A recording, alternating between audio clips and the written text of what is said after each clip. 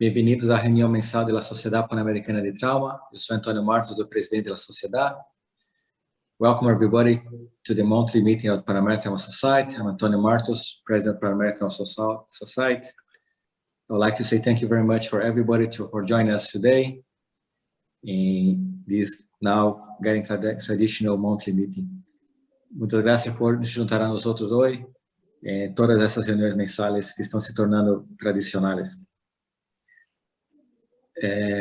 Hoy vamos ter duas apresentações, caso e depois da entrevista a ex-presidenta da Pan-American Trauma Society.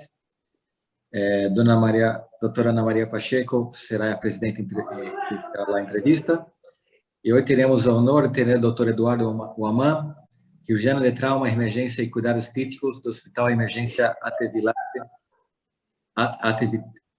Vitarte, Hospital Nacional Guillermo Almenara Irigoyen, Lima, Peru. Today you're going to have two presentations. Dr. Maria Pacheco is going to do an interview as a former president of the Pan-American Trauma Society. But before the interview, we're going to have our friend, Dr. Eduardo Uamã, surgeon from Lima, Peru, from trauma surgeon, emergency surgeon, and critical care intensivist from Hospital Emergência Vitarte, Hospital Nacional Guillermo Almenara Irigoyen de Lima, Peru. So, Dr. Uamã, muitas gracias por estar con nosotros hoy. Estamos certos que teremos uma apresentação de caso muito interessante. Muchas gracias. Welcome, Dr. Uamã. Thanks for being with us today. Looking forward for a very good case today. Thank you. Muchas gracias por la invitación. Nosotros nos sentimos muy honrados en nuestro país, ¿no? de poder participar de esta reunión, y voy a presentar dos casos, ¿no? Un caso bastante sencillo y otro ya complejo. Voy a compartirles la presentación. Muy bien, hoy vamos a hablar sobre la laparoscopía y toracoscopía en traumatismo toracoabdominal. Lo que queremos con esta presentación es ver el verdadero valor de este procedimiento. El primero es el Hospital de Emergencia Vitarte. Este hospital es un hospital pequeño, pero atiende 400,000 habitantes, ¿no? Tiene 150 camas. Actualmente tiene 80 camas UCI, ya tiene tomógrafo. Es un hospital que empezó a funcionar con la... básicamente debido al problema que hubo del COVID, el hospital de emergencia se transformó en un hospital especializado solamente en el manejo de pacientes con COVID. Y tenemos pacientes quirúrgicos con COVID que se operan y también por cirugía laparoscópica. Pero antes de ello, el hospital era un hospital un poco más pequeño, sin embargo, con una alta casuística en trauma, ¿no? En este hospital se implementó el registro de trauma de la Sociedad Panamericana y es el único hospital de la ciudad de Lima que tiene un protocolo de transfusión masiva que se emplea, ¿no? Más o menos 70% de las atenciones son por emergencias, ¿no? El 70% de todo lo que se atiende. El otro hospital, que es el segundo caso, el que vamos a presentar, es el Hospital Nacional Guillermo Almenara. Es un hospital mucho más grande del otro sistema de salud que tiene el Perú, del Seguro Social de Salud. Es un hospital que atiende 1,500,000 de personas como población asignada. Actualmente tiene 971 camas, ¿no? Que se han ampliado a 1,000 por lo de la pandemia. La UCI general solamente tiene 19 camas, pero tenemos ahora UCI COVID que tiene 68 camas, 52 de ellas con ventilador mecánico y el resto con dispositivos de alto flujo. Se realizan un promedio de 1,300 operaciones anuales, ¿no? De las cuales el 60% son cirugías de emergencia. Es un hospital más alto nivel en nuestro país, donde se realizan trasplantes de hígado, pulmón y páncreas. Ella tiene una categoría de instituto y les doy esta información porque van a ver la diferencia en los recursos y el manejo de los casos. Muy bien, voy a presentarles el primer caso. Un paciente varón de 34 años que sufre una agresión por arma blanca en la región tóraco-abdominal izquierda. Presenta un neumotórax. En la evaluación inicial, el paciente estable, ¿no? No había signos de shock. Se le coloca un tubo pleural del lado izquierdo porque había signos de neumotórax, ¿no? Y se produce pues salida de aire y también 100 centímetros cúbicos de sangre, ¿no? El paciente estable queda en observación en emergencia. Sin embargo, pues al transcurrir las horas, el paciente presenta dificultad respiratoria y una disminución de la saturación de oxígeno. La frecuencia respiratoria se eleva, ¿no? Hasta 30. Y se toma una nueva radiografía de control y se nota una persistencia del neumotórax. Aparentemente el tubo pleural pues no estaba funcionando o había pues una lesión mayor que nos estaba indicando que debía pues tomarse alguna otra decisión, ¿no? En este hospital hay que mencionar que no tenemos la posibilidad de una tomografía, ¿no? Tendría que ser trasladado el paciente. Y la ecografía, pues, de emergencia se hace, pero con muy poca frecuencia. No es algo que tengamos muy disponible, ¿no? Entonces, básicamente la valoración es radiográfica y por hallazgos clínicos.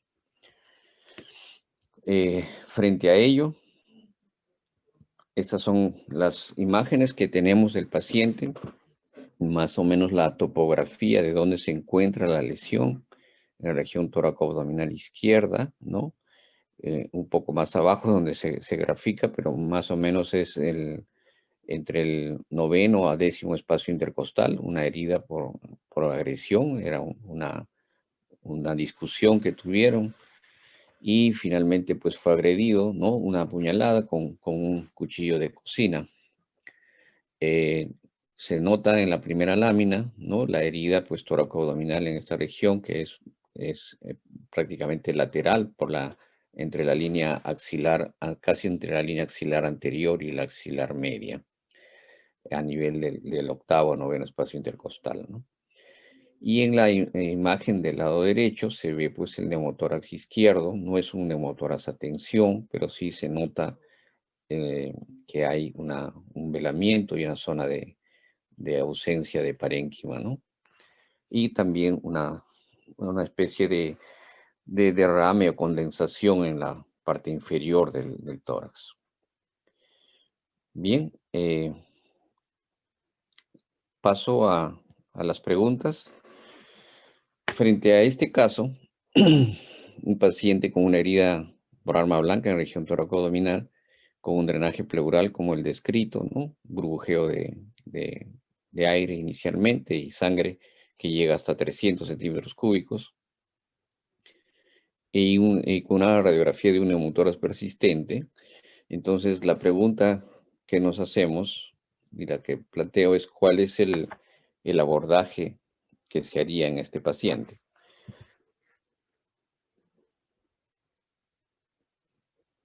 Sería la laparoscopía, toracoscopía, laparotomía, una toracotomía izquierda o cualquier otra posibilidad, ¿no?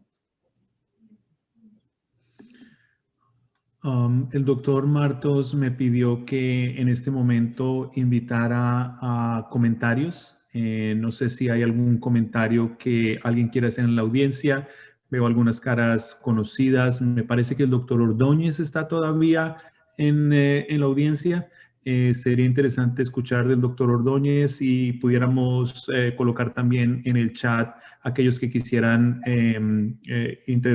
participar con alguna intervención respecto a esta pregunta.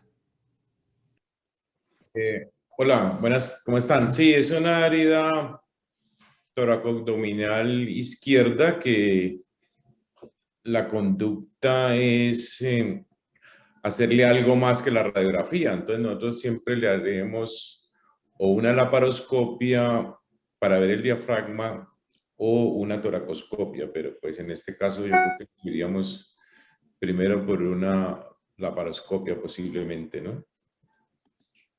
Porque y la conducta nuestra siempre sería toracoabdominal izquierda. Hay que explorar el diafragma si el paciente esté estable. Eso es, para ser rápidos. ¿Sigue? Alguno de nuestros colegas en inglés, estoy seguro de que están escuchando la traducción simultánea en este momento, que quisiera hacer una intervención. Aquí veo el doctor Colette. El doctor Colette, no lo puedo ver en la lista, pero si está usted presente. Ok, presente, sí. Bueno, in this case, you have, I don't know, you have abdominal signs of injuries, okay? So you can see you have peritonitis or something else. If you have a persistent pneumothorax, you can start with a thoracoscopy. You can see if there is a problem, if you have a lung injuries, can be a fistula, can do try and can put adequate chest tube. And you can see through the thoracoscopy, the diaphragm.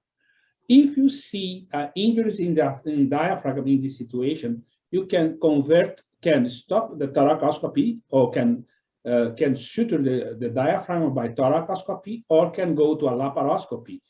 Of course, if you have penetration in the diaphragm, you can go to a laparoscopy and then see the abdominal cavity. So at the moment, I believe this patient is stable. And when you have a persistent pneumothorax, you can start with a thoracoscopy. Then if you have injuries of the diaphragm, you can suture by thoracoscopy, and then you go to a laparoscopy, or can stop and go to a laparoscopy and see, review abdominal cavity. Voy a traducir el comentario del doctor Colette. Él hace énfasis que el paciente en este momento está estable, que hay varias opciones. Una es empezar por toracoscopía y buscar si hay heridas en la cavidad torácica, y si hay heridas en la cavidad torácica se pueden manejar a partir de esta modalidad. Si hay heridas en el diafragma, se puede convertir el procedimiento en una laparoscopía para el examen de las vísceras en la cavidad abdominal. Esa es básicamente la idea, doctor Colette. Tenía también al doctor Ivaturi. Doctor Ivaturi, ¿usted nos podría dar una opinión?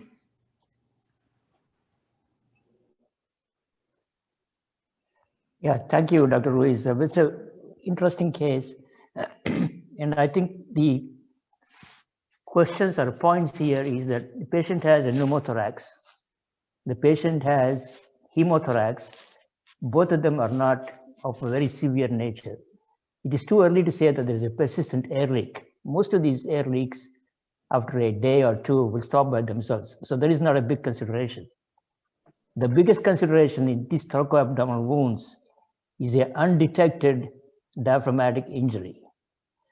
It is important to remember that even without a pneumothorax, these wounds can be associated with a 25 to 30% chance of a diaphragmatic injury, which if you do not diagnose and take treatment of that, later on it may precipitate into a complication of a diaphragmatic hernia and the incarcerated bowel in the left chest.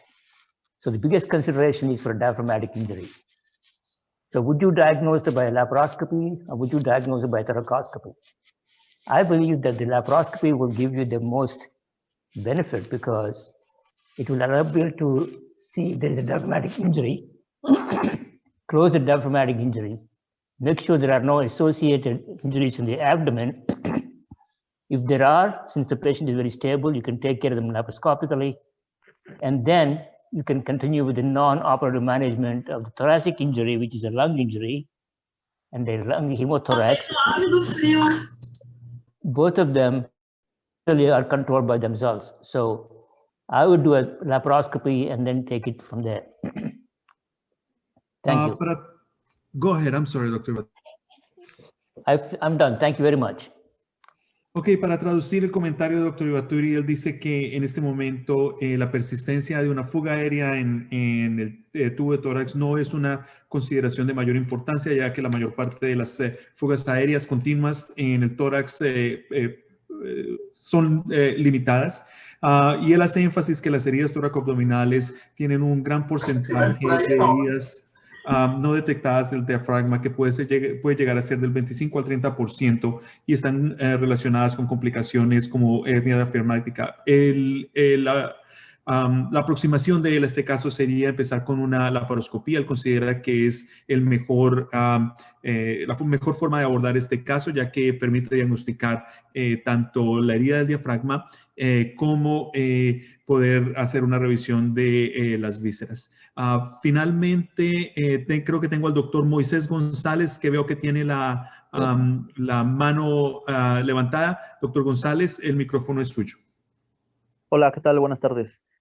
Creo que inicialmente es importante definir el estado hemodinámico del paciente para en base a eso definir qué procedimiento o a través de qué abordaje podemos iniciar la búsqueda de alguna lesión, ya sea la vía aérea, diafragma, árbol traqueobronquial.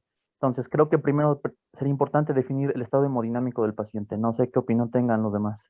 El paciente, como mencioné, estaba totalmente estable, ¿no? Hemodinámicamente estable. No ha tenido variaciones de presión ni frecuencia cardíaca, ¿no? La descompensación que tuvo fue básicamente respiratoria, pero en todo momento la hemodinamia estuvo estable.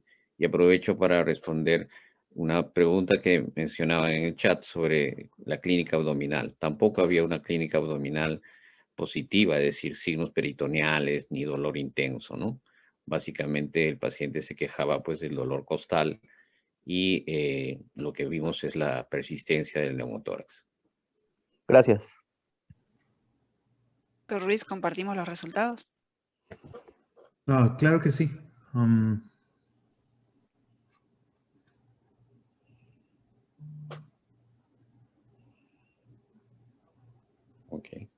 Ok, creo que le podemos dar el micrófono nuevamente al doctor Eduardo para que continúes con la presentación. Claro, sí, gracias. Veo que las respuestas están más para toracoscopía y menos para laparoscopía, pero no hay mucha diferencia tampoco entre ambos, ¿no?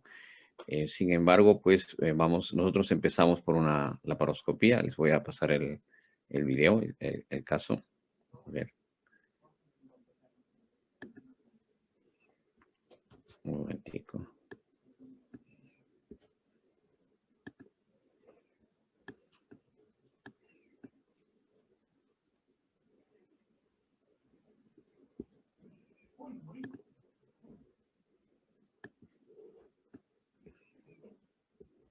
Ok, ahora sí. Bien. Vamos a ponerlo desde el inicio. Y vamos a agrandar la pantalla.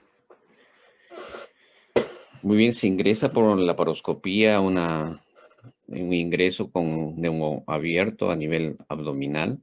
Y lo primero que se nota son esas burbujas en la cavidad peritoneal, ¿no? Toda la zona con burbujas de aire. Se coloca un trocar adicional para explorar y se va con un neumoperitoneo bajo, ¿no? Y se ve pues ahí la eventración, una evisceración hacia el tórax de un epíplon. Pero también se ve una lesión a nivel del vaso, transfixiante, pero noten que tampoco hay mucha sangre, no hay mucha sangre en la cavidad abdominal. Se intenta hacer la exploración transdiafragmática, pero por la ubicación y angulación de la óptica, pese a que es una óptica angulada, no se logra ingresar, ¿no? Entonces lo que se hace es colocar un trocar adicional de 10 milímetros en flanco izquierdo, ¿no? Ingresando por ahí se va a intentar hacer la toracoscopía transdiafragmática, y eso es lo que vemos, ¿no? La presencia de hemotórax, ¿no? El pulmón colapsado, y vemos pues ahí el DREN que estaba bastante anterior, ¿no? Y prácticamente muy cerca de la parte cardíaca, ¿no? Entonces, esta sangre nos impresionó que venía no de la zona torácica, sino más de la zona abdominal, ¿no? Que probablemente por el cambio de presiones podía haber pasado la sangre transcurrido hacia la cavidad torácica. Bueno, lo que hicimos es valorar, ¿no? la lesión, absorber, pusimos un trocar adicional. Este trocar que se pone para poder instrumentar la toracoscopía se hace por tórax, ¿no? Al mismo nivel del tubo pleural, ¿no? En el quinto a sexto espacio intercostal se coloca un trocar de 5 milímetros, y con ese pues introduce la cánula de aspiración y se hace pues una exploración, primero aspiración del sangrado, y se hace una exploración para ver qué lesiones podemos tener ahí, ¿no? No se coloca otro trocar más, solamente ese trocar de 5 milímetros en tórax, ¿no? Y la exploración toda se está haciendo a través de una toracoscopía transdiafragmática con óptica angulada. Se ve una pequeña lesión en la lengüeta, no sé si se puede percibir ahí.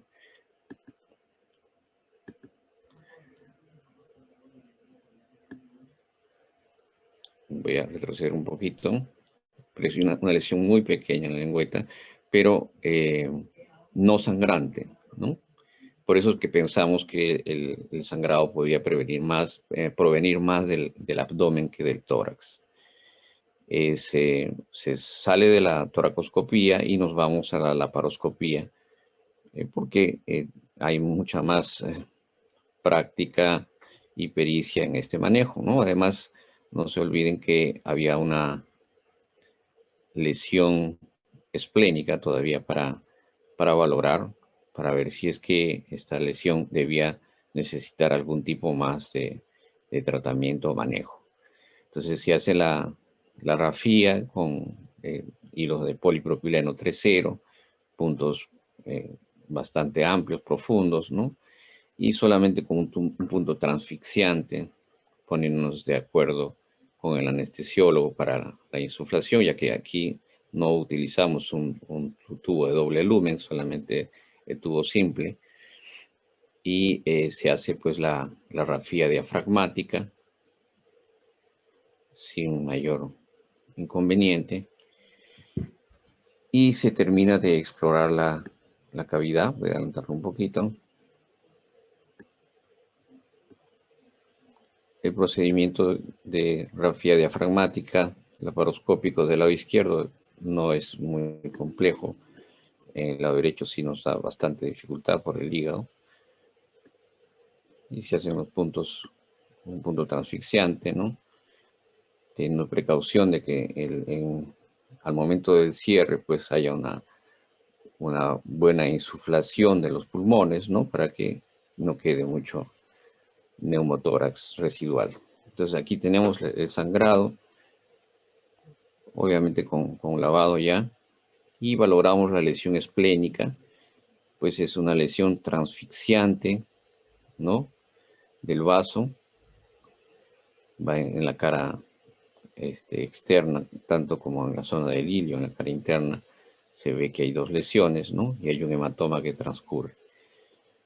Bueno, el paciente está estable, ¿no? Pensamos que había que hacer una hemostasia con el modo de spray, ¿no? De cauterización monopolar. Hacemos la cauterización de la herida, de ingreso a la herida, y hacemos un lavado para ver si el sangrado persiste. Como ven ustedes, el sangrado es mínimo, no hay mayor foco de sangrado, y el paciente pues queda con un DREN pleural, y ya retiramos de la cirugía, ¿no? Ahí está las zonas de los ingresos de los trócares. Ese sería el primer caso.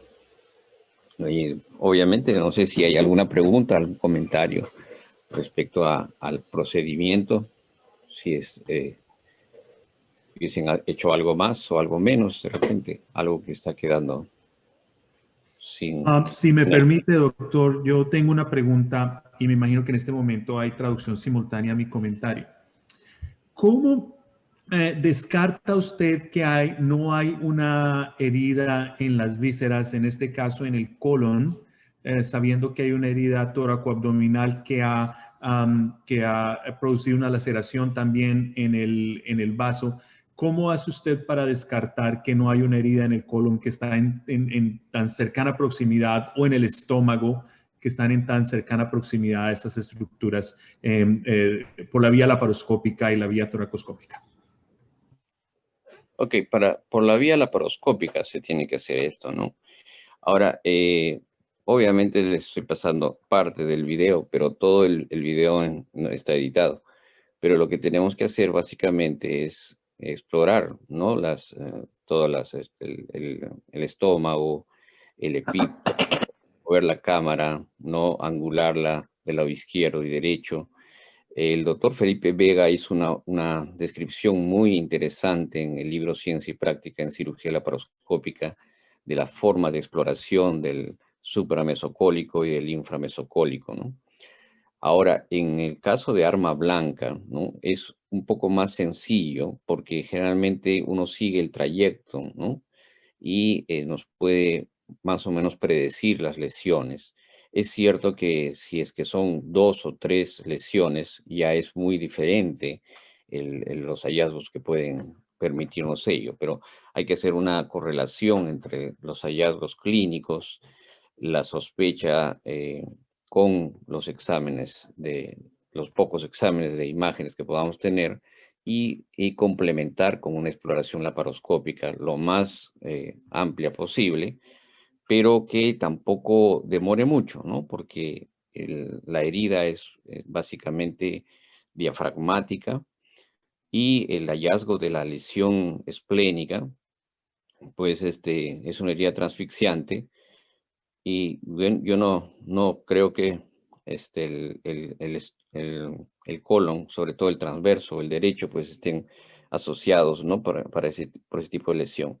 Pero sí, igual lo que se hace es tratar de explorar, por lo menos la zona topográfica de la lesión tiene que ser totalmente explorada, ¿no? Y más si es que uno va encontrando hallazgos de hematomas, ¿no?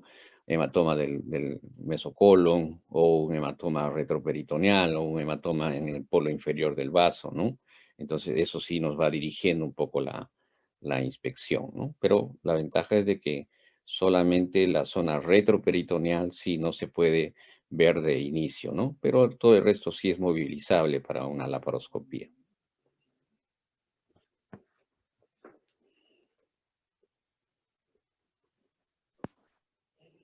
¿La doctora Pacheco tiene un comentario? Hola, doctor Guamán, ¿cómo está? Doctora. Mira, me parece muy bonito el caso, pero me llama la atención. ¿Por qué tuvo recidiva del neumotórax? ¿Hubo algún problema con el drenaje pleural? Porque no es lo habitual. Sobre todo después yo pienso, si cuando hicieron la exploración, que me encantó que le hicieran la toracoscopía por el mismo orificio del diafragma, eso no lo había visto, no encontraron una lesión que justificara que el neumotórax se hubiera reproducido. Eso me llamó la atención. Tampoco, nunca había visto burbujas de aire en el abdomen proviniendo del tórax. Yo estaba convencida de que usted nos iba a terminar mostrando que tenía una lesión de colon o de estómago, porque me llamó la atención que tuviera esas burbujas. En realidad, es bonito el caso, me alegro que haya salido todo bien, pero me quedaron esas inquietudes. Sí, para responderle esa parte, lo que encontramos en la placa, lamentablemente la he buscado, vimos que el dren torácico estaba acodado, ¿no? No solamente estaba muy anterior, sino estaba acodado. Y por eso es que había la persistencia del neumotórax, ¿no? Claro, uno piensa de inicio, y yo creo que por eso también fueron las respuestas del abordaje inicial toracoscópico, de que podía ser una lesión mucho más evidente, más amplia, ¿no?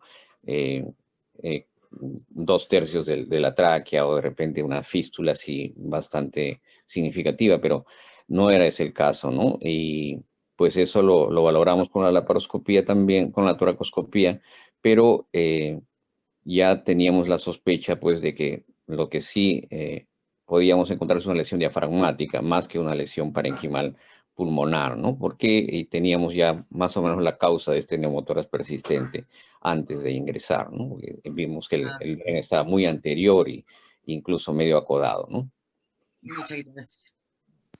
¿Puedo hacer un comentario? Claro, Adelante. adelante. Mire, a mí me llamó poderosamente la atención, y voy a hacerlo muy rápido, la respuesta de que la mayor cantidad de personas dijeron BAT, es decir, dijeron toracoscopia, sí. Y les voy a decir mi punto de vista. Mi punto de vista es el siguiente. Cuando yo tengo una herida por arma blanca en el tórax y el paciente está estable, yo le pongo el tubo y de acuerdo a lo que gaste, yo decido si lo opero por el tórax o no. Cuando yo tengo una herida tóraco-abdominal y el paciente igualmente es estable después que le coloco el tubo y no tiene criterio para hacer una toracotomía, yo tengo que pensar en que ese paciente tiene lesión de diafragma, como muy bien lo dijo Carlos, porque es el lado izquierdo, o lesión intraabdominal. Entonces, la opción más adecuada, que fue lo que hizo Eduardo, fue meterse por el abdomen, porque en el abdomen yo voy a ver no solo si es que tiene lesión de diafragma, que sería lo menos problemático para el paciente, porque uno lo va a resolver en ese momento, sino voy a ver si tiene, como lo vieron ellos, una lesión de vaso o peor aún, una lesión de colon, que ya Eduardo explicó muy bien, que hizo su exploración como debe ser. Es decir, yo por una laparoscopia puedo evaluar la cavidad abdominal y meterme como ellos lo hicieron hacia el tórax. Pero por una toracoscopia no puedo hacer lo contrario. Entonces, mi criterio es meterme por el abdomen en estos casos siempre, aunque la última acotación es que en nuestro hospital el protocolo de laparoscopia y videotoracoscopia en trauma está precedido por una tomografía. Si yo no le hago una tomografía al paciente, no debería llevarlo porque yo debo precisamente descartar lesión retroperitoneal. Eso es lo que quería comentar. Bien. Muchísimas gracias, doctor Ottolino. Yo pienso que, doctor Maman, si usted desea continuar con el resto de su presentación. Ya, yo creo que sí, porque este era un... Perdón, Eduardo, a mí me parece muy interesante que hayan hecho la toracoscopia por la laparoscopia, que se metan por allí y revisen bien eso. Y casi lo hicieron completo, simplemente metieron un troca para drenar el neumotórax. Yo creo que podías explicar, dar un poquito de explicación a eso, si ustedes han tenido más pacientes en eso y qué piensan que si eso se puede hacer y revisar. Un Sí, poquito claro, más de doctor. detalle, porque es muy interesante ese punto, ¿no? Ahora, yo creo que con este caso que también les voy a poder explicar mucho mejor. Ese es un caso que sí fue atendido en el Hospital Almenara. Ya les expliqué más o menos las diferencias. Es un hospital de mayor complejidad. Es un paciente varón de 27 años que ingresó después de 1 hora de sufrir 2 impactos por proyectil de arma de fuego en el torso, ¿no? Y con dificultad respiratoria. El paciente ingresa así con una presión de 90-60, frecuencia cardíaca de 106 y una frecuencia respiratoria de 26. Pero con la fluidoterapia inicial el paciente responde y se mantiene hemodinámicamente estable, ¿no? Se encuentran 3 orificios por proyectil de arma de fuego en la región precordial, intermamilar, en la región torácica posterior izquierda y otro en la región torácica inferior derecha. Una disminución marcada del murmullo vesicular en el hemitórax derecho y se decide pues la colocación de un tubo de drenaje torácico en el que se obtienen 800 centímetros cúbicos de sangre y hay una mejoría parcial del patrón respiratorio, ¿no? Este paciente viene en la madrugada, el paciente se mantiene estable, ¿no? Y hacen las consultas respectivas. En este hospital no es un hospital especializado en trauma, entonces se hace la consulta a cirugía de tórax, ¿no?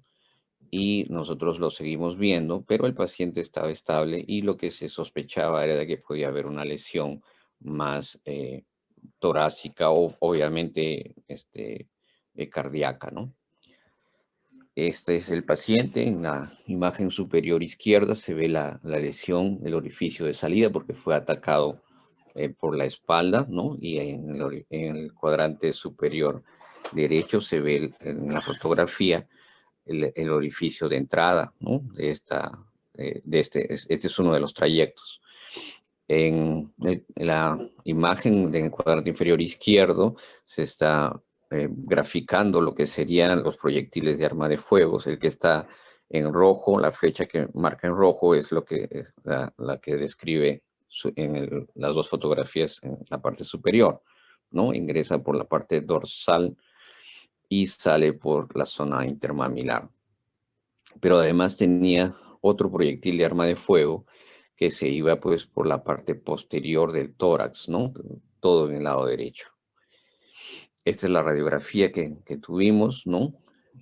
No se encontraba mayor problema aparentemente, ¿no? En cuanto a lesiones cardíacas, aire o sí un neumotórax, pero no era un neumotórax a tensión, ¿no? La placa está un poco rotada, pero no se ve sí hay velamiento también, hay neumotórax probablemente del lado derecho.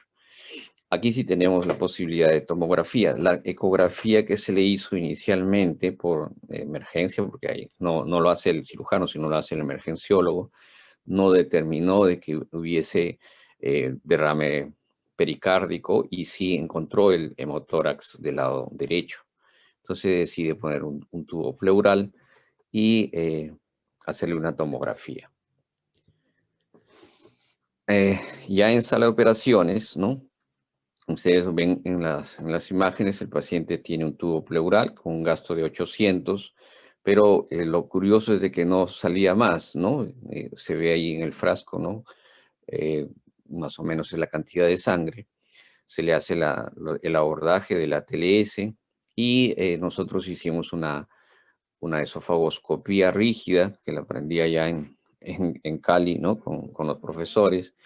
Y no encontramos mayor hallazgo, ¿no? De manera grosera, no sangre, ni tampoco burbujeo, ni nada de ello, ¿no? Entonces, continuamos. Y bueno, para ello les planteo esta primera pregunta. Este es un paciente con herida por arma de fuego, ya dos heridas, una tóraco-abdominal y otra transmediastinal, pero está hemodinámicamente estable. Entonces, la primera pregunta es, luego de la valoración inicial, ¿no? Viendo la tomografía, ¿no? Donde se ve la lesión hepática, se ve el hemotórax, la magnitud del mismo, y con una esofagoscopía negativa, ¿qué plantearían? Una conducta expectante, una laparoscopía y luego una toracoscopía, una ventana pericárdica y luego una toracotomía, si es que esto sale positivo, o una laparotomía y una toracoscopía, o cualquier otra posibilidad. Entonces, esta es la pregunta que planteamos.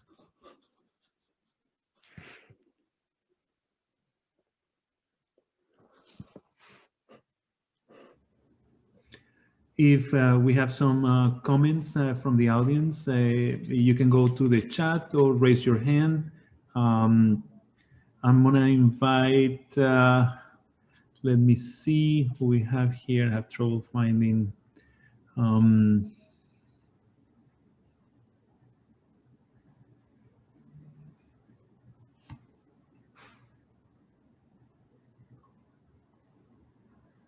I think I have Dr. Martos back, but maybe Dr. Colette, if you can give us some comments, and then I'm going to invite Dr. Ottolino, and maybe we have some other comments in the meantime. Dr. Colette. Yes, it's a very interesting case. You have injuries through transmediastinal, thorax injury, and other injuries can be a thoracoabdominal injuries, can on the left, on the right side, can see the project, can see the X-ray, can see the project in the liver position.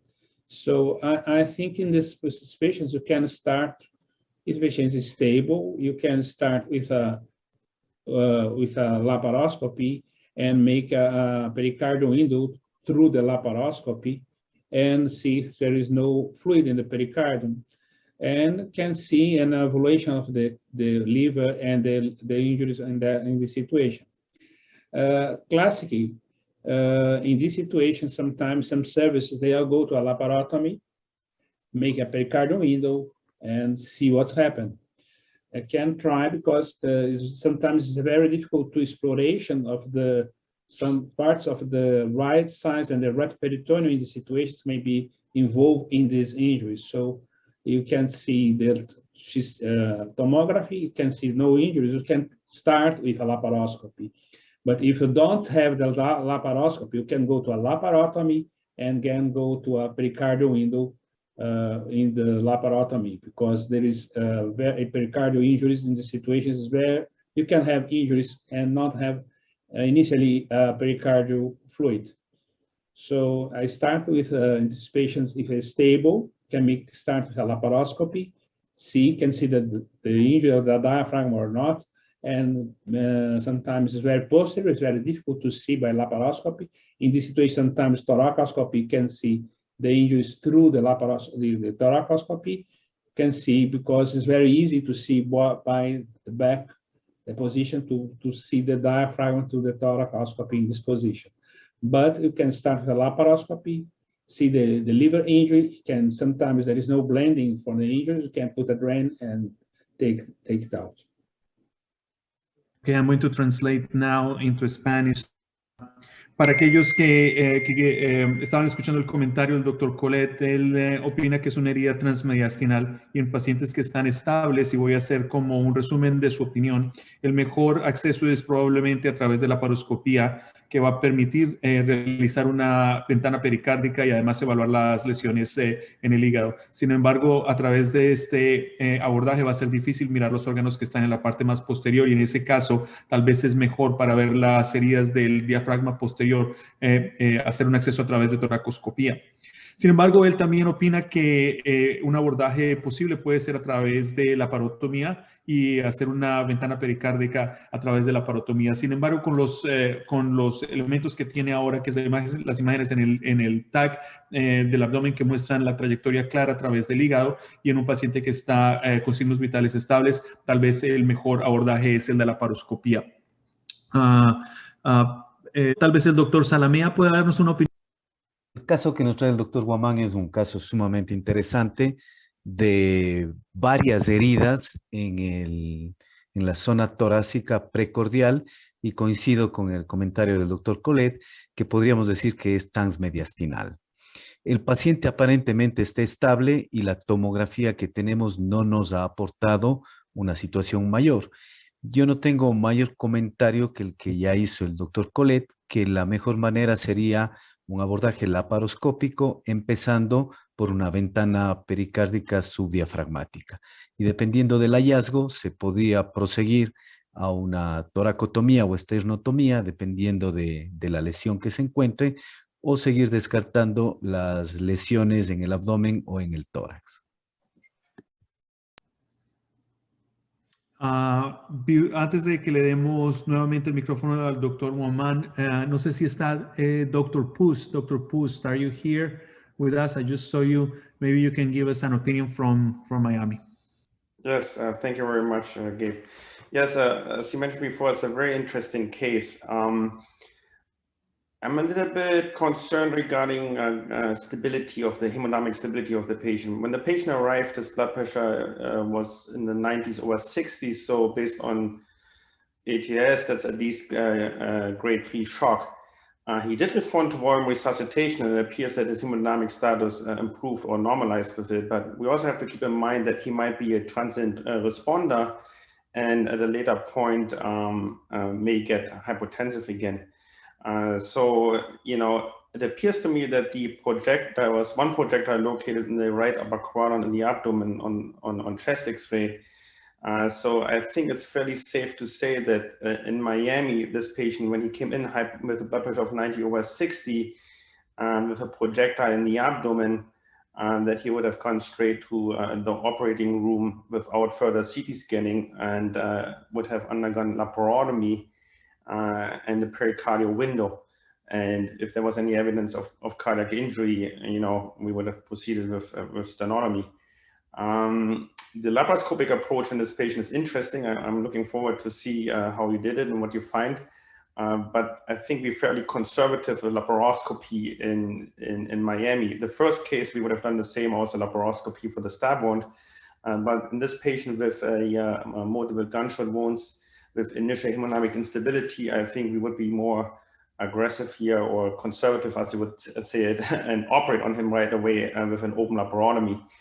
And then also, obviously, since there's concern for a transmediastinal trajectory, we have to rule out esophageal injury, and we will here perform a flexible upper endoscopy. I like it's interesting, the approach of the rigid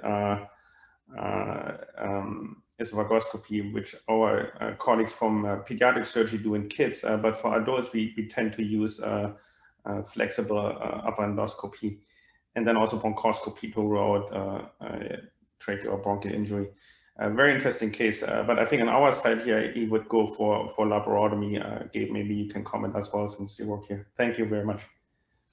Muchas gracias. Voy a traducir la opinión del doctor Pust. Él opina que es un caso bastante interesante. Sin embargo, él está preocupado por el estado hemodinámico del paciente al ingreso, que con hipotensión estaría en grado 3 de choque hipovolémico. Afortunadamente, el paciente respondió a resucitación, pero pudiera ser un paciente que pudiera responder solamente en forma transitoria y pudiera volver a estar hipotenso, especialmente durante los estudios de radiología. En Miami, en un paciente que tiene una herida por proyectil de arma de fuego que está localizada en el cuadrante superior derecho del abdomen y el paciente está hipotenso, esos pacientes usualmente no van a la suite de radiología para recibir un estudio radiológico, sino se llevan directamente a la sala de cirugía, en la cual los pacientes reciben una laparotomía y una ventana pericárdica, y si la ventana pericárdica es positiva para sangre, usualmente se someten a esternotomía y reparación de las heridas cardíacas. Sin embargo, el abordaje laparoscópico es un abordaje bastante interesante, especialmente en los dos casos que se ha presentado. En el primer caso, en Miami también se haría una laparoscopia, y en eso se coincide con la presentación. Otros dos puntos interesantes es la realización de una esofagoscopia rígida. Es un abordaje bastante interesante para nosotros. En adultos, nosotros hacemos en Miami esofagoscopía flexible, pero sabemos que los cirujanos pediátricos utilizan la esofagoscopía rígida, y también nosotros acompañamos los estudios de broncoscopía para eliminar la posibilidad de una herida en el árbol traqueobronquial. Esa es la opinión del Dr. Pust. And I'm going to go with Dr. Martos now, who's going to give us I believe, or Dr. Eduardo, we're going back with you, and then we're back with Dr. Martos. Creo que volvemos contigo, y después de eso, Dr. Martos, después de que termine la presentación, vamos a ir con Dr. Martos. Gracias por los comentarios. Voy a pasarles para compartir.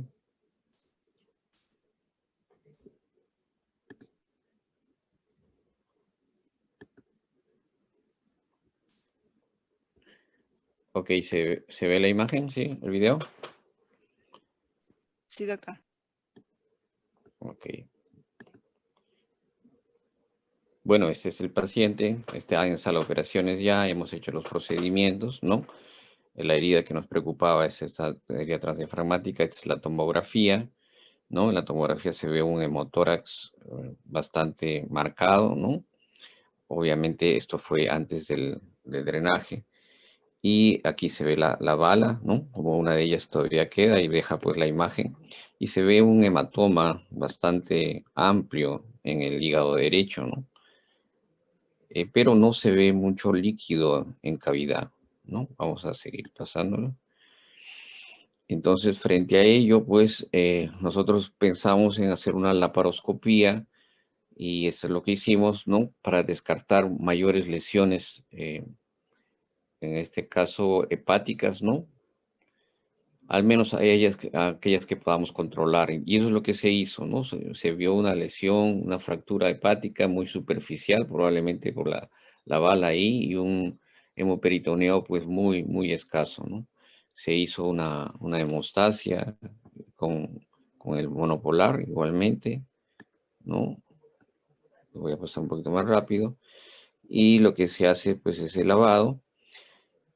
Y bueno, quedamos ahí, pensamos en o ventana pericárdica o en una exploración por toracoscopía, ¿no? Para ver, ya que el trayecto de la lesión, de la bala, pues nos indicaba pues que era todo en el lado derecho.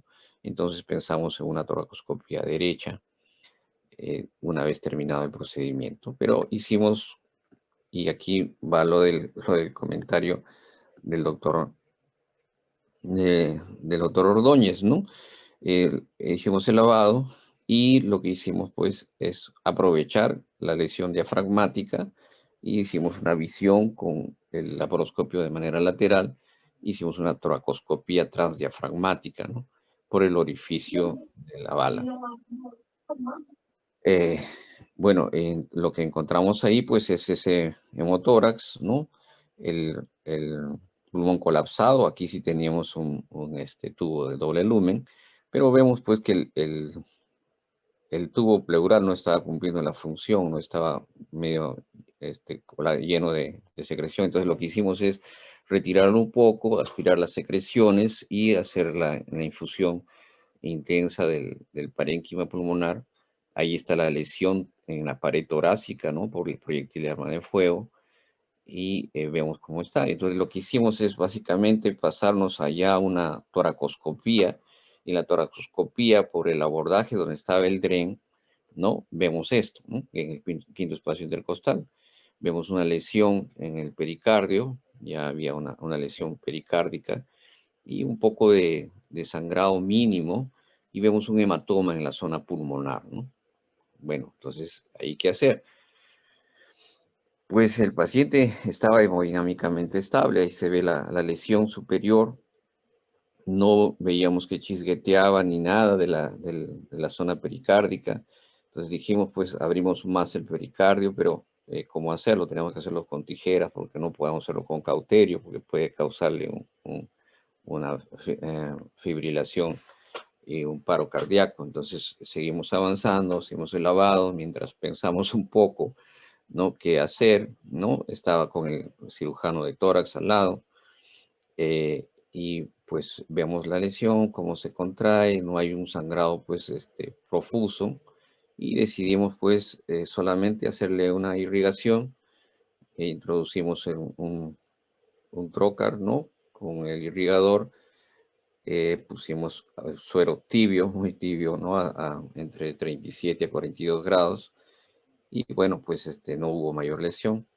Nos pasamos a la parte abdominal, ¿no? Ya dejamos la parte torácica, dejamos dos tubos de tórax, ¿no? En cada uno de los abordajes, y nos fuimos a la zona abdominal, porque es básicamente por comodidad. Nosotros tenemos mucha más experiencia en hacer las suturas laparoscópicas que en hacer las toracoscópicas, ¿no? Y cerramos los dos orificios del diafragma, ¿no? Tanto el que está bien posterior, ¿no? El que se está viendo en el video, como el que estaba pues ya más medial, ¿no? Más hacia la zona mediastinal, ¿no? Entonces hubo una lesión transmediastinal de mediastino anterior, pero felizmente pues no hubo lesiones mayores, ¿no? Y se controló. La ventaja de ello es que el paciente pues evolucionó muy bien, ¿no? Estuvo en una unidad de cuidados intensivos, ¿no? Pero en el postoperatorio de 2 días pasó a hospitalización y al cuarto día fue dado de alta. El paciente evolucionó de manera espectacular, ¿no? No hubo necesidad de sangrado. Dejamos de todas maneras ya más por temor que por otra cosa, un DREN a nivel 2 torácicos y un DREN abdominal, ¿no? Un DREN tipo Jackson Pratt de silicona, pero se retiró al tercer día nada más, ¿no? Y pues no hubo sangrado y siempre el paciente estuvo muy estable, ¿no? Y la otra parte es la rafía, que es muy difícil en la zona medial, ¿no? Pero igual se tiene que hacer rafía porque no hay que dejar ningún orificio, porque si no, pues hay la comunicación que hay entre el abdomen y tórax, de alguna manera puede ser contraproducente, ¿no? Si es peor todavía si es que hubiese algún tipo de contaminación. Ese es el segundo caso y bueno, estoy abierto a los comentarios. Yo creo que sí estamos avanzados de tiempo y no quiero dejarle sin espacio a la doctora Pacheco, pero obviamente si es que hay comentarios, adelante. E, doutor Amar, vamos fazer algumas perguntas e comentários, e depois, doutor, eu vou pedir para o doutor Ivaturi para fazer o resumo final do caso das lições aprendidas. Vamos começar, doutor Menegoso, from Brasil. Seus comentários, Carlos. Hi everyone. Thank you very much, Dr. Martozar. Both interesting, very interesting cases. I thought they were great, and the management was also impeccable. I think that one really interesting thing to highlight in this last case is when we use the ultrasound for the pericardial window and we want to look for bleeding inside the pericardial sac, for example, it's very important for us to remember that when you have a patient that has maybe a hemothorax, for example, uni or bilateral, you might have a negative window, but actually this is a false negative. So it's very important for us to keep a high index of suspicion for pericardial for cardiac injuries in such instances. And we in Hospital das Clínicas in São Paulo, we had a recent case that highlighted this issue. So I think that both thoracoscopy and laparoscopy are both interesting methods for the trauma surgeon. There are several situations where you can use them, and also I just wanted to highlight this interesting thing about the EFAST. It's one of the biggest reasons where you can have a false negative exam in the pericardial window. But I think that's what I wanted to say. Congratulations, Dr. Eduardo, for both cases. They were really interesting, good management. Thank you very much. Para traducir, él felicita al doctor Guamán, dos excelentes casos bastante interesantes. El manejo fue impecable. Él quiere, sin embargo, resaltar el hecho de que en el último caso, el ultrasonido del pericardio siendo negativo en la situación en la cual hay un hemotórax, tanto de un lado o bilateral, puede representar un falso negativo y se tiene que, de todas maneras, tener un alto índice de sospecha de herida pericárdica en los pacientes que tienen un ultrasonido negativo con presencia simultánea de un hemotórax. Nuevamente felicita al doctor Guamán y yo también me uno a las felicitaciones. Ok, vamos agora aos comentários do Dr. Nicolás Martínez Cita. Tem umas questões no chat, Dr. Martínez Cita. Sus comentarios y cuestiones para el Dr. Guamán. Sí, muchas gracias por la invitación. No, felicitar al doctor por los casos que tuvieron muy bien resueltos. Yo me perdí la tomografía en principio, pero una posibilidad que se me había ocurrido de resolución si no había tanto problemas en el peritoneo, hacer la trayectografía de la bala y de repente ser expectante en el abdomen y hacer una ventana pericárdica para verlo del corazón. Y no me quedó claro por qué tenía tanto hemoperitoneo, si tenía un mal funcionamiento del drenaje también. Es una pregunta. Muchas gracias. Sí, yo creo que pensamos más o menos lo mismo. En la tomografía sí no se vio lesiones en el pericardio, en el mediastino posterior, ¿no? Y se hizo una esofagoscopía también para descartar lo mismo. Pero sí estoy totalmente de acuerdo en que la valoración de la lesión torácica, ¿no? transdiafragmática tiene dificultades, ¿no? Y limitaciones del mismo por la misma orientación de la óptica. Entonces, siempre que uno encuentra hallazgos positivos, ¿no? Como en este caso de neumotórax, debíamos hacer una toracoscopía, como en este caso sí se tuvo que hacer, ¿no? No nos quedamos con la diafragmática, y vieron ustedes que cuando solamente el cambio de la angulación de la óptica y se vio la lesión pericárdica, ¿no? Ahora, sí, no es un caso que se haya pensado en los hallazgos como tales, ¿no? Un poco les podría decir, de falta de acción de parte de los cirujanos cardiovasculares en el sentido de buscar hacer la ventana pericárdica o una exploración más temprana, pero eso fue en beneficio del paciente, porque finalmente la ventana pericárdica ya estaba hecha hacia el tórax derecho, y la sangre probablemente que encontrábamos ahí no era solamente de la lesión pulmonar, sino sobre todo ha sido de una lesión del mediastino, ¿no? Y probablemente cardíaca, no lo sabemos con certeza. Definitivamente al paciente se le hizo antes del alta todos los estudios, ¿no? De ecocardiografía, y no se encontró más que un pequeño hematoma en la pared del ventrículo izquierdo, pero nada significativo, y pues los drenes estuvieron presentes, ¿no? Hasta el alta, y no hubo mayor compromiso de los drenes torácicos, ¿no? La producción disminuyó mucho, entonces pues el paciente fue bien, ¿no? Sí, hay muchas cosas que definitivamente nos llevan a aprender y qué hacer y qué no hacer, ¿no? Perfecto, muchas gracias. Doctor Tolino, ¿tienes algún comentario, por favor? No, mira, fascinante, te felicito, Eduardo, los dos casos espectaculares. Nosotros tuvimos una oportunidad, uno muy similar, que le hicimos, completamos la ventana que ya parcialmente estaba hecha, simplemente para tener una más tranquilidad, pero lo que hicieron para mí estuvo correcto. Me llama la atención, son dos cosas también con respecto a la tomografía. Uno, vi contraste en ese hígado intraparenquimatoso. ¿Qué pasó con ese paciente después? ¿Les resultó algo extraño? Y segundo, ¿vieron neumomediastino en la tomografía inicial? Porque este paciente tenía por qué tenerlo. Entonces, esas son las dos preguntas que te tengo, Eduardo. Lo de la tomografía inicial, no había hallazgos significativos de aire, me dijiste, neumomediastino, ¿no? No había nada de ello.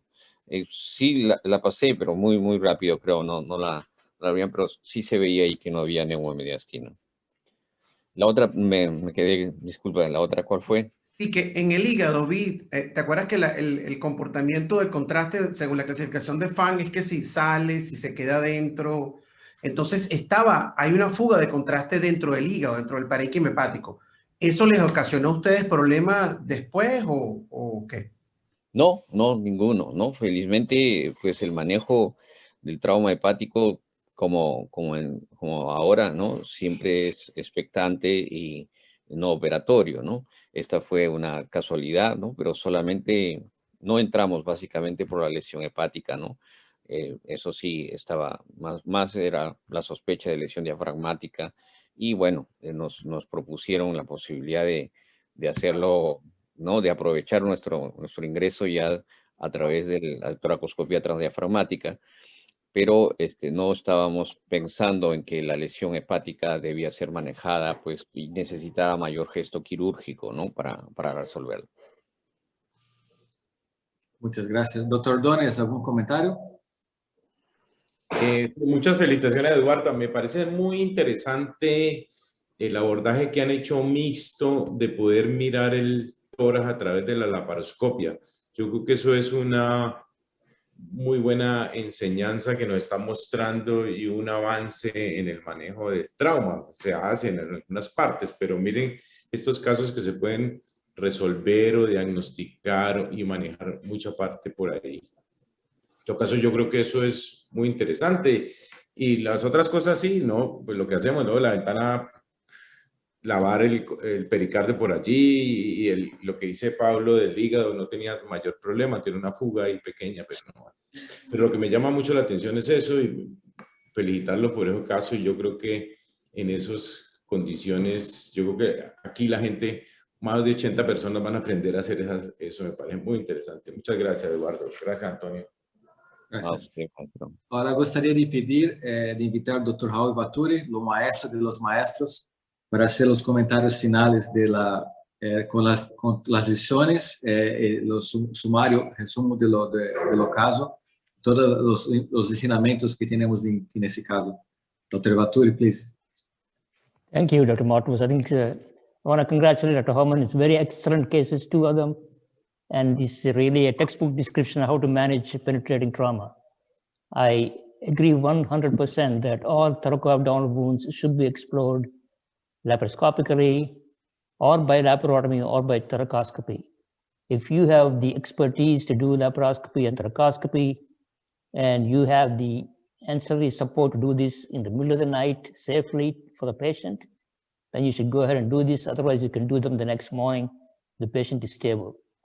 Now, the second patient, I would approach a little bit differently. Just to make it very brief, I would not do anything for this patient because all transmediastinal injuries should be investigated by endoscopy, by bronchoscopy, esophagoscopy, and a CT scan, which you did, and they're all negative. And just the right upper quadrant gunshot wounds that came directly into the liver do not require a laparotomy or a laparoscopy because they can be managed non-operatively, as Dr. Herman described. Now, for the right diaphragm, do you have to operate and repair it? There is a lot of controversy about it, but most of us do feel that they need to be repaired. So I would repeat the ultrasound of the pericardium to make sure there is no injury. And I would take this patient electively for repairing the right diaphragm laparoscopically. So I would not have done this on the first night. My last point is that just because you have a laparoscope and thoracoscope available does not mean that you should use that in every patient. You must make sure that you have the expertise available for it. So just keep that in mind. If you don't have the expertise, if you don't have proper ancillary support, please do not attempt this in your hospital because that can lead to some iatrogenic complications. Thank you very much. And I again want to congratulate you for excellent cases. And this is what really should be done in a real trauma center. Congratulations. El doctor Vaturi felicita al doctor Herman por un caso muy interesante y por la descripción del libro de cómo se pueden manejar estos casos. Él está de acuerdo que todas estas heridas que tienen que ser exploradas y pueden ser exploradas por una combinación de técnicas. Él además opina que las heridas que son a través del mediastino deben ser investigadas con endoscopía y con toracoscopía o laparoscopía. En el caso del segundo paciente, él piensa que hubiera podido manejar el paciente de una forma diferente, ya que las heridas que son de arma de fuego y están localizadas en el cuadrante superior derecho y el proyectil está dentro del hígado, no requieren un manejo quirúrgico y pueden ser manejadas en forma no operativa. También existe la controversia del manejo de la herida diafragmática del lado derecho. Él piensa y está de acuerdo que estas heridas deben ser manejadas en forma quirúrgica. Sin embargo, él realizaría este procedimiento de una forma electiva al siguiente día. Hace hincapié en que este tipo de casos pueden ser manejados de forma laparoscópica y toracoscópica en los lugares en donde existe el conocimiento para hacerlo y la destreza para hacerlo, y también tienen los medios no solamente técnicos, sino además de personal para poder hacer esto durante una noche de trauma. Finalmente felicita al presentador, al doctor por unos casos bastante interesantes. Okay, muchas gracias, doctor Mamá, por la gran presentación. Nosotros aprendemos mucho juntos con ustedes. Y ahora vamos al gran momento, a la entrevista de la expresidente de la Sociedad Panamericana de Trauma, doctora Ana María Pacheco. Doctora María Pacheco, una gran amiga, una persona muy prominente, muy importante de la Sociedad Panamericana de Trauma. Jefa de Cirurgia Hospital de Urgência, Assistência Pública, professora adjunto Universidade de Chile, professor associado da Universidade Finisterrae, diretor executivo do Departamento de Trauma da Sociedade Cruziana de Chile. Tive a honra de participar de um congresso de Chile uns anos atrás, a doutora Ana Maria Pacheco, um congresso muito importante, muito grande. E doutora Ana Maria Pacheco, é um honor ter vocês hoje conosco. E vamos escutar com muita atenção sua brilhante apresentação sobre sua história na Sociedade Pan-Americana de Trauma. Muchas gracias, doctora. Muchas gracias, Antonio. Para comenzar, antes de compartir pantalla, quiero saludar al doctor Juan Lombardi Solari. El doctor Juan Lombardi también es un expresidente de la Sociedad Panamericana de Trauma. Él fue presidente del año 2005 y él fue el que me entusiasmó para que yo perteneciera a esta sociedad. Buenas noches, doctor Lombardi. Les quiero contar un poco de la historia de cómo fue que llegué a la Panamericana y algunas anécdotas.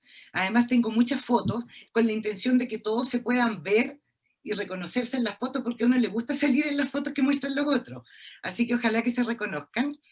Y les cuento que el primer congreso al cual yo asistí fue el de Lima, Perú, en el año 2003. El doctor Lombardi fue el que me entusiasmó, junto con el doctor David Ortega, que en ese momento fue el presidente del congreso, y me dijeron, tienes que ir, tienes que empezar a participar.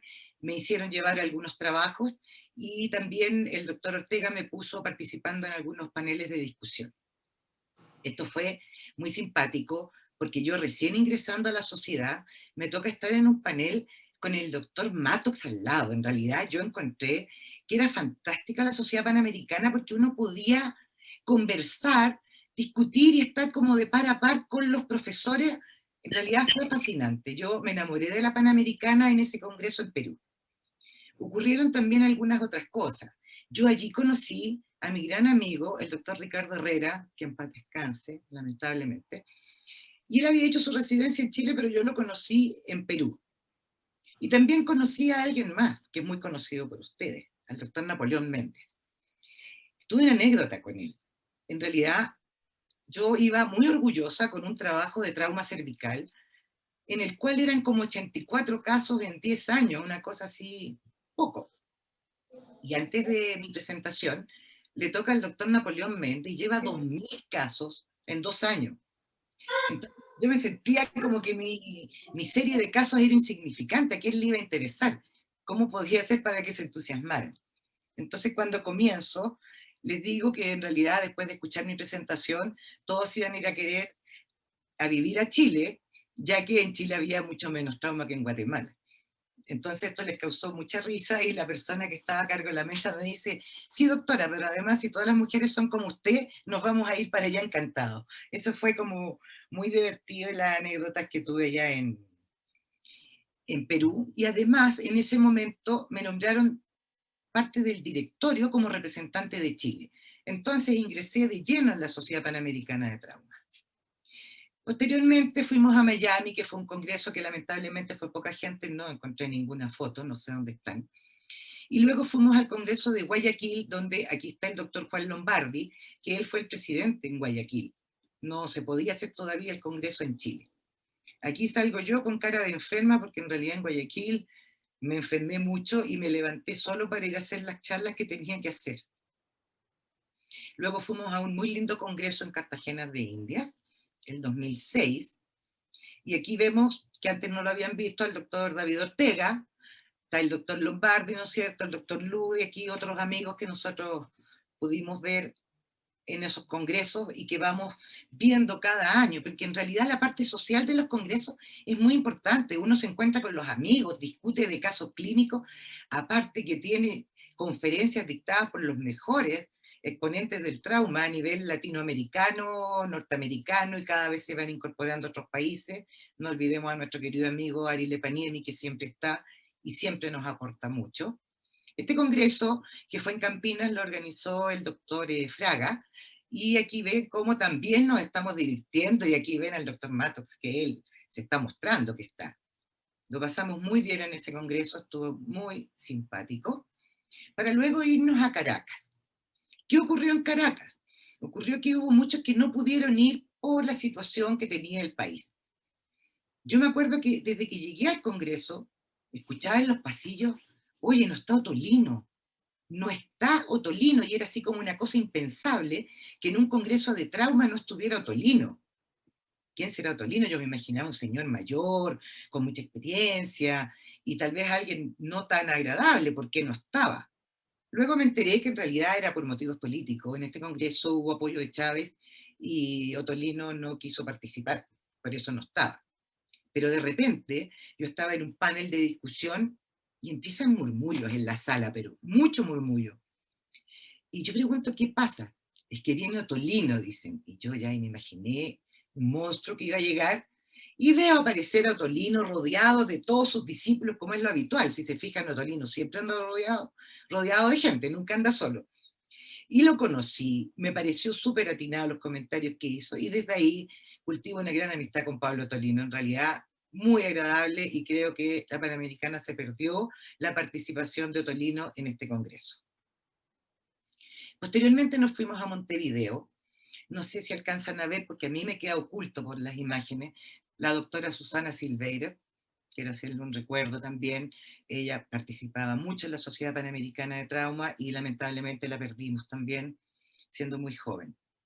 En este congreso, yo iba a proponer a Chile para el congreso del 2013.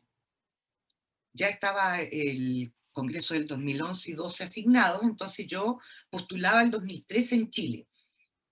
Y aparece el doctor Machaín y me dice, voy a pelear contigo por el 2013. Y yo no lo podía creer porque yo daba por seguro de que iba a ser en Chile. Pero cuando estuvimos en la reunión, Guatemala se bajó porque no podía hacer su congreso y el doctor Machaín dijo que yo tomo la fecha del 2011 e hizo un espléndido congreso, en realidad fue muy bonito, en Paraguay. Aquí en Uruguay, estábamos todavía en Montevideo, tuvimos la suerte de visitar la casa de una princesa que vivía en Uruguay. Nos invitaron a todos y nos hicieron participar en un ambiente muy bohemio, fue muy simpático. Ustedes se fijan, aquí está el doctor Aurelio Rodríguez, que como siempre le gusta molestar a los chilenos, se reía de mí porque tenía un traje como cebre, me tomó una foto, o sea, aquí se ve un pedacito que estaba parada sobre una alfombra que era realmente de cebre. Creo que tomó una foto que dijo que le iba a usar en alguna clase. Aquí está Gustavo con su señora, Chile, en este congreso en Paraguay, que fue muy bonito. ¿Qué anécdota me ocurrió en Paraguay? Yo iba a participar en el concurso para estudiantes de medicina. Y estaba en ese grupo el doctor Ibaturi, había alguien más que no recuerdo quién es, y estábamos esperando que fuera a partir este concurso de los estudiantes, y se me acerca el doctor Abutamos, Michel, y me dice, ¿usted sabía que es la presidenta electa? Ah, ya, le dije yo, sin darle importancia, pensando que era la presidenta electa para esa mesa de presentación de los trabajos de los estudiantes. Entonces me queda mirando y me dice, ¿usted entendió? Es la presidenta electa de la Sociedad Panamericana de Trauma. Y yo ahí efectivamente me sorprendí mucho, no pensé, para mí fue un tremendo honor y estaba muy feliz. Y conste que soy la segunda presidenta chilena, que eso es importante, y también la primera mujer latinoamericana que le tocó tener este cargo. Luego de esto, yo visité algunos centros de trauma. En Chile no tenemos todavía centros de trauma, tampoco tenemos especialistas en trauma. Yo soy un cirujano general, soy digestivo también, pero soy un cirujano general que he dedicado toda mi vida a trabajar en urgencia y trauma. Ahora tenemos algunos, pero se han formado afuera, como la doctora Ana Milena, que ya todos la conocen, pero evidentemente en Chile todavía no tenemos la formación de trauma. Entonces yo dije, antes de ser presidenta, tengo que ir a conocer algunos centros de trauma. Estuve en Richmond, donde me recibieron, pero muy bien, pero fui con la doctora María Beatriz Retamales, que era mi traductora, porque mi inglés en realidad nunca lo he podido mejorar. No entiendo cuando me hablan.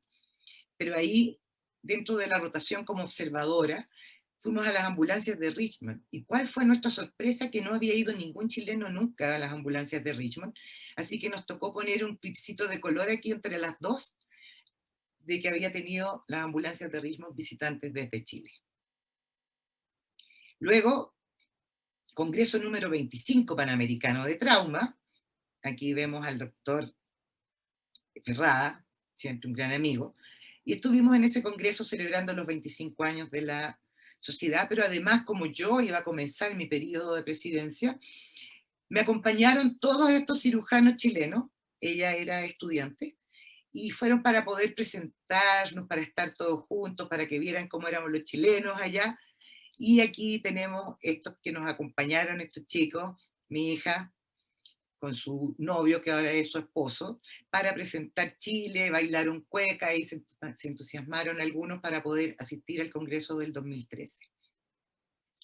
Aquí vemos en el momento en que me hicieron dar un discurso para el cual no estaba preparada, porque no sabía que tenía que dar esa conferencia, y en realidad no sé qué pretendía el doctor Aurelio Rodríguez, ahí siempre anda como muy encima, le gusta siempre estar molestándome y haciéndome cosas chistosas. Y aquí vemos que todavía uno podía darse abrazos. En realidad estaba felicitando al doctor Juan Carlos. Creo que ha sido, para mi gusto, la conferencia del presidente más linda que he escuchado. Fue muy sentida. Así que felicitaciones a Juan Carlos Puyana por eso. Aquí vemos que tomaron una foto a todos los presidentes, past president. Aquí está mi doctor Lombardi. Aquí estamos con la anfitriona también, María Fernanda Jiménez, y todos los expresidentes que ha tenido la Sociedad Panamericana de Trauma que pudieron asistir a los 25 años. Y llegamos al Congreso de Chile, 2013. Lamentablemente ahí vemos que estaba nuestro querido amigo Alberto Basilio, que ya no lo tenemos con nosotros. Y aprovechen de ir mirándose. ¿Qué le puedo contar? Cuando fui presidenta, creo que dediqué todo mi tiempo en organizar el Congreso. Creo que no debería ser así. Yo quiero aprovechar esta instancia para felicitar al doctor Martos, porque él está haciendo algo más que organizar un Congreso. No sé si es gracias a la pandemia, pero él siempre ha estado con sus telerondas. Pero yo lo felicito porque él está haciendo algo más. Yo no sé si además el problema del idioma me afectó, pero yo hubiera querido hacer otras cosas en mi periodo entre que fui presidente electo, luego presidente y past president, pero lamentablemente no fue así. En realidad, aparte de organizar el Congreso, que creo que estuvo muy bonito, no pude hacer nada más. Quiero que se vayan reconociendo todos aquí, vean que están, y les quiero contar que tengo todas las fotos que se tomaron en ese Congreso, por lo tanto, si alguien quiere tener alguna foto, es cosa que me escriba, que me mande un correo, y yo le voy a enviar las fotos en las que él sale. Como ven, también aquí hubo mucha diversión, María Fernanda divirtiéndose, y ya en ese congreso el doctor Martos también tuvo un reconocimiento de parte de la Sociedad Panamericana de Trauma. Veamos la elegancia de las cirujanas de trauma. Doctor Virolini lo vemos acá también, gran maestro. Y luego nos fuimos a Panamá. La doctora Marta Chiodetti se lució con su congreso, en realidad fue muy bonito, fue espectacular, no puedo dejar de nombrarla, gran cirujana de trauma también. Y como vemos, siempre tenemos instancias de diversión en los congresos, que le echo mucho de menos a eso. Posteriormente nos fuimos a Bolivia, y allí ocurre algo muy especial. Organizaron una reunión con un grupo de mujeres del ámbito quirúrgico, porque había ginecólogas también, había de otras especialidades, pero todas quirúrgicas. Se había anunciado por la radio y estaba invitada a la población general que quería asistir.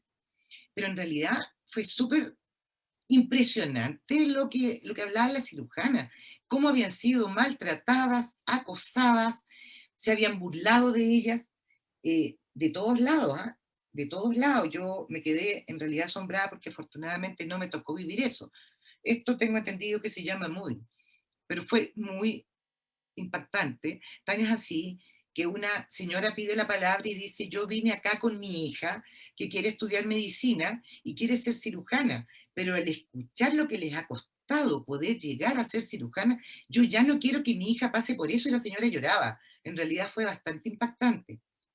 En eso me habría gustado trabajar a mí, durante mi periodo. Aquí nos fuimos a México, estamos en un curso precongreso de RIBOA, Aquí vemos a nuestra Ana Milena, ella es nuestra reina ahora, cirujana de trauma formada en Cali, Colombia, nos ha enseñado mucho, espectacular, opera muy bien. Y posteriormente, aquí vemos, bueno, la foto oficial que hubo, vemos que hay mucho cariño entre nosotros. El doctor Rodríguez siempre cerca mío. Y llegamos a Colombia, Cartagena de Indias nuevamente, el 2018, y aquí nosotros íbamos felices presentando a Chile nuevamente para el Congreso del 2019.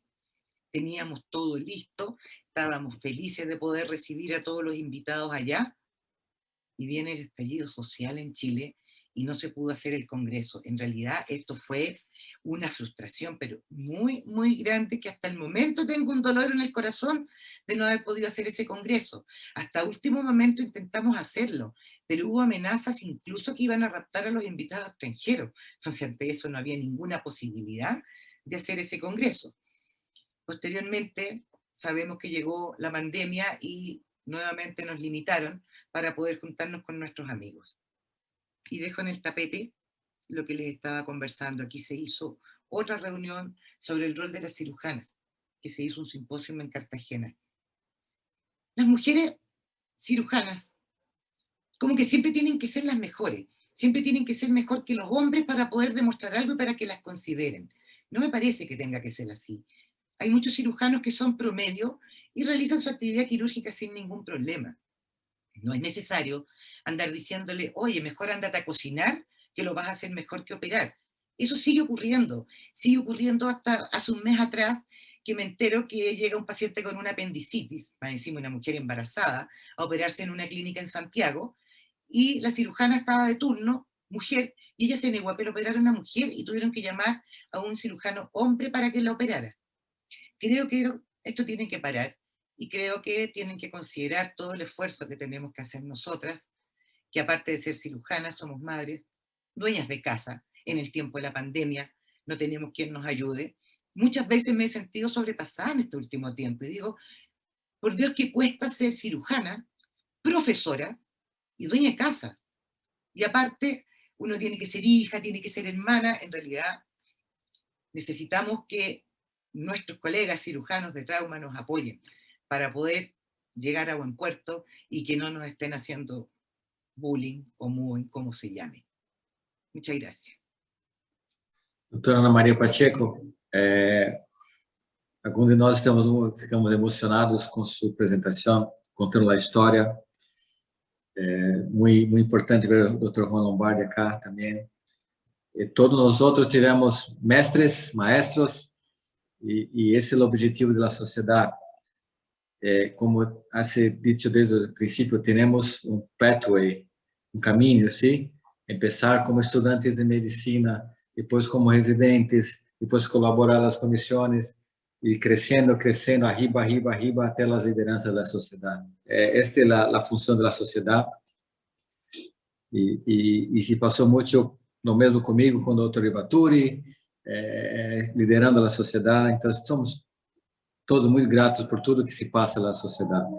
Infelizmente, há 3 anos não temos congresso. O Chile foi queríamos muito estar no Chile e tivemos que cancelar o congresso uma semana antes do congresso. Mas, se Deus queira, o Covid vai melhorar e no próximo ano vamos ter um congresso muito importante e vamos poder estar presentes juntos novamente e abraçar uns aos outros. Os latinos gostam de abraços, sim? E vamos estar todos juntos. Gostaria de agradecer sua liderança, e como Juliana, é muito importante mostrar a força das mulheres em cirurgia. Cada vez nós precisamos falar a importância que são líderes e o que se passou em Cartagena foi muito importante mostrar como nós necessitamos todos uns dos outros, estamos juntos com o mesmo objetivo de melhor tratamento de trauma para todas as pessoas da Latinoamérica. Muchas gracias, doutora Ana María, por todo lo que has hecho para la sociedad. Muchas gracias, Antonio, y no quiero dejar de felicitar al doctor Guamán, que estuvieron muy buenos sus casos. Okay. Y mira, es difícil ser presidente cuando no se habla todos los idiomas. Y no sé cómo pasa conmigo, hablando portuñol todo el tiempo, y ustedes están entendiendo que hablo acá. Entiendo perfecto lo que tú hablas. Sí.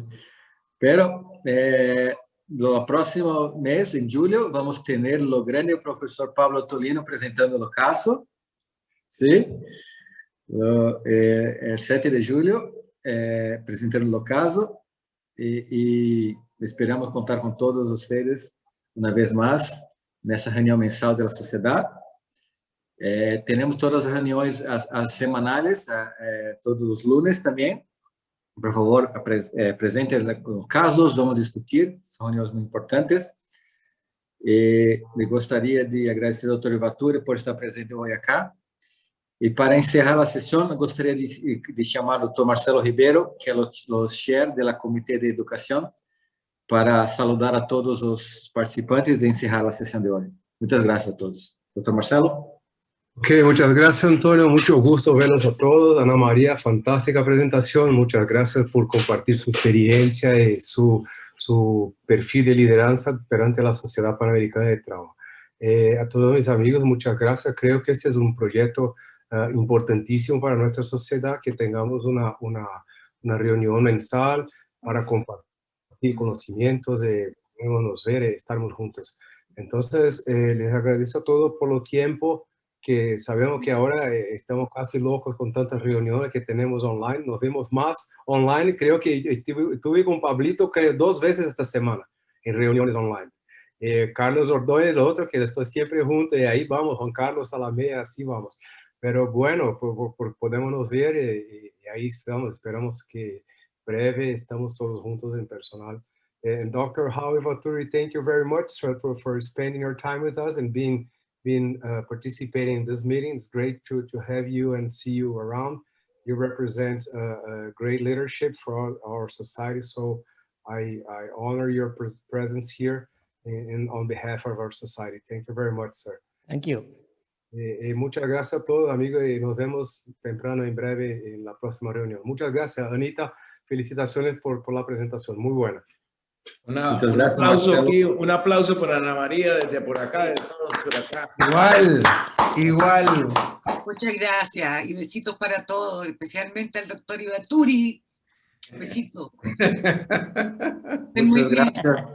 También doctor Juan Jaime Herrera, doctor Gabriel Ruiz, por nos ayudar a la traducción, Valeria, Gladys, Scarlett, por ayudar. Tenemos siempre muy trabajo atrás de las cámaras para hacerles una reunión como esta. Gladys por muchos años, Valeria y Scarlett ayudando mucho ahora también. Nos veremos en un mes. El Dr. Pulso está acá, está me llamando la atención para lembrar a todos ustedes que, por favor, inviten los residentes, los estudiantes para se tornarem membros de nossa sociedade Pan-Americana de Trauma.